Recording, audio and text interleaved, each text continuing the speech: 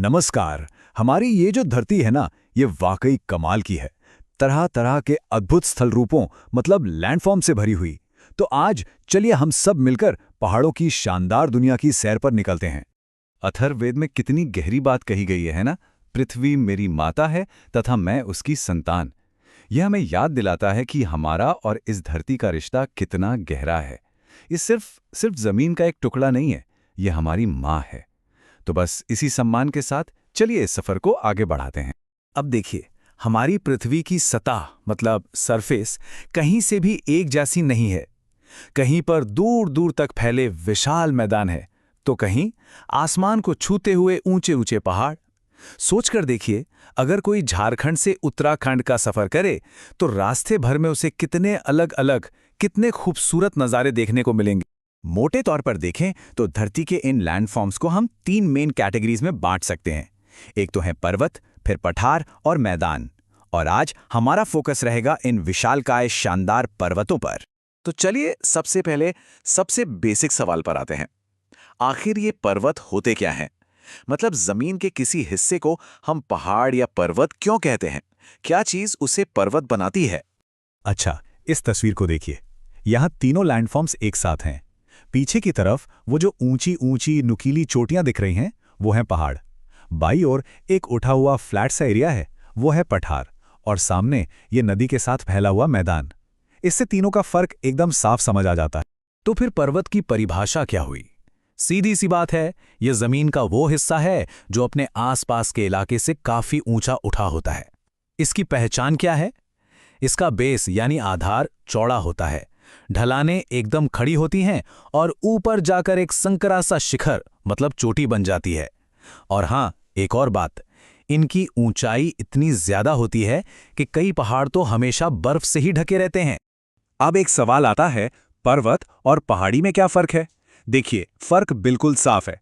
पर्वत बहुत ऊंचे होते हैं, ढलानें खड़ी और चोटियां नुकीली। दूसरी तरफ जो पहाड़ियां होती हैं, वो कम ऊंची होती हैं, उनकी ढलानें भी ज्यादा खड़ी नहीं होती और शिखर अक्सर गोल मटोल से होते हैं। चलिए अब थोड़ा और ऊपर चढ़ते हैं और इन पहाड़ों के इकोसिस्टम को समझते हैं।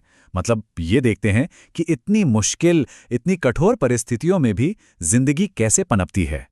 पहाड़ों की ढलानों पर ना एक खास तरह के जंगल मिलते हैं। इन्हें कहते हैं पर्वतीय वन।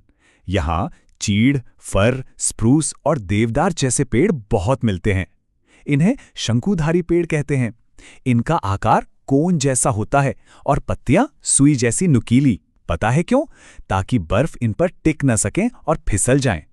और जैसे जैसे हम और भी ऊपर की तरफ जाते हैं, ये बड़े पेड़ धीरे धीरे खत्म हो जाते हैं और फिर बस घास, काई और लाइकेन ही दिखते हैं। यहाँ का वाइल्ड लाइफ मतलब जंगली जानवर भी बड़े कमाल के हैं। तेंदुए और कैनेडियन लिंक्स जैसे शिकारी तो कैमोफ्लाज के मास्टर होते हैं। अपने आसपास के माहौल में ऐसे घुल मिल जाते हैं कि पता ही नहीं चलता। और यही खूबी उन्हें एक जबरदस्त शिकारी बनाती है। और दूसरी तरफ हैं याक और आइबेक्स जैसे बड़े बड़े शाकाहारी जानवर। ये ऊबड़ खाबड़ पथरीले पहाड़ी इलाकों में रहने के लिए ही बने हैं।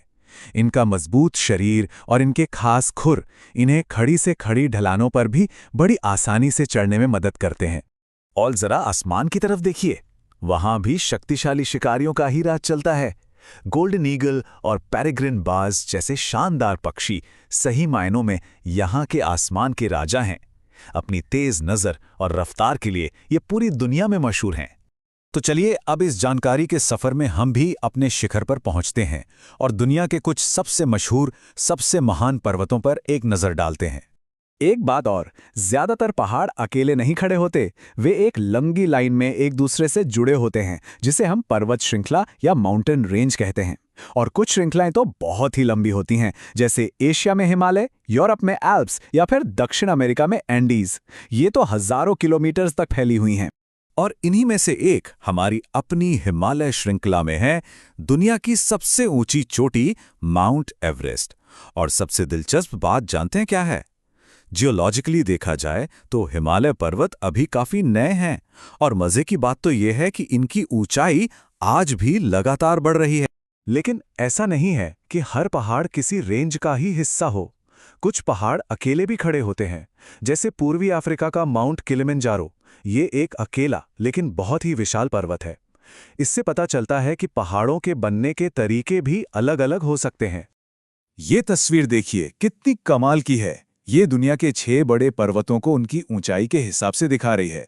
देखिए, सबसे ऊपर है एवरेस्ट, फिर कंचनजंगा, उसके बाद अकोंकागुआ, किलिमंजारो, माउंट ब्लॉक और सबसे नीचे है दक्षिण भारत की सबसे ऊंची चोटी अन्नाईमुदी।